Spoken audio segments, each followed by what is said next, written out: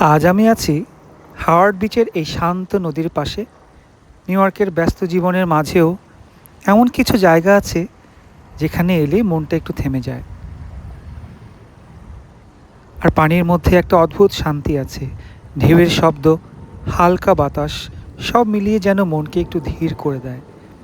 Doctor হিসেবে জীবনটা অনেক ব্যস্ত আর চাপের, কিন্তু এমন কিছু মুহূর্ত দরকার যেখানে নিজেকে একটু সময় দেওয়া যায়।